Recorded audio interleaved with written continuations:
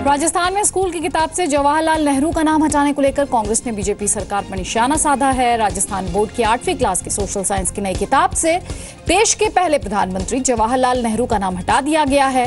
अब कांग्रेस ये आरोप लगा रही है कि राजस्थान सरकार शिक्षा का भगवाकरण कर रही है। वहीं राजस्थान सरकार ने कहा कि किताब का सिलेबस तैयार करने में उसकी कोई भूमिका नहीं है।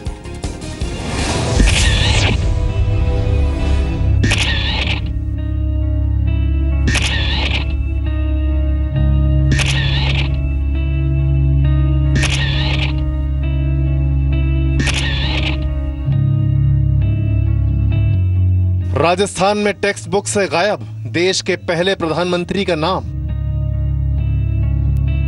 किताब से नेहरू जी का चैप्टर हटाने की सोच किसकी? राजस्थान की 8वीं क्लास की सोशल साइंस की किताब में देश के पहले प्रधानमंत्री जवाहरलाल नेहरू का जिक्र नहीं है। नई किताब के चैप्टर स्वतंत्रता संग्राम और आजादी के बाद के भारत में नेहरू जी का कोई जिक्र नहीं है।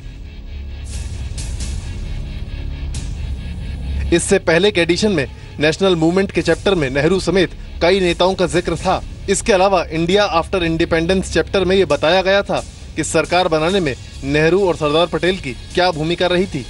लेकिन अब किताब के नेशनल मूवमेंट के चैप्टर में नेहरू जी, सरोजनी नायडू, मदन मोहन मालवीय और कांग्रेस के अन्य नेताओं के बारे में नहीं बताया गया है।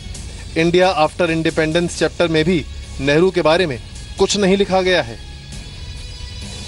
किताब से वीर सावरकर, महात्मा गांधी, भगत सिंह, बाल गंगाधर तिलक और सुभाष चंद्र बोस जैसे नामों को नहीं हटाया गया है। 2013 में सरकार बनते ही मुख्यमंत्री वसुंधरा राजे ने किताबों में बदलाव के लिए कमेटी बनाई थी। कांग्रेस का आरोप है कि राजस्थान सरकार शिक्षा का भगवाकरण कर रही है।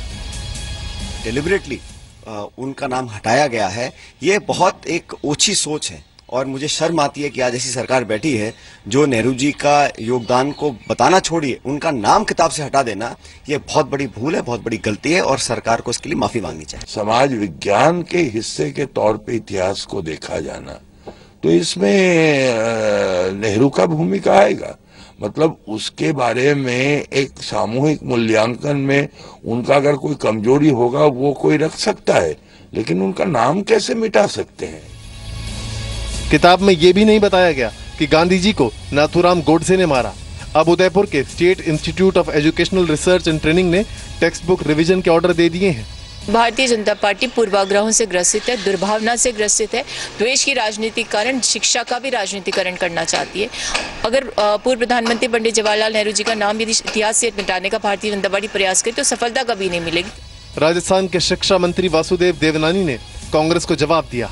राजनीतिक आकाओं को खुश रखने के लिए पाठ्यक्रम बनाया। मुझे ध्यान है हमने किसी को भी नहीं हटाया, एक पार्ट से दूसरे पार्ट में जुड़ गए होंगे।